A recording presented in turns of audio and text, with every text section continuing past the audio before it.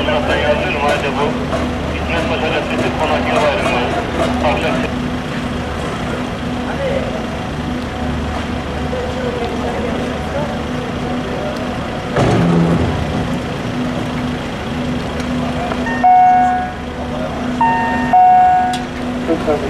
62, 19, 62, Adana, Edirne, 299 plakalara sahip.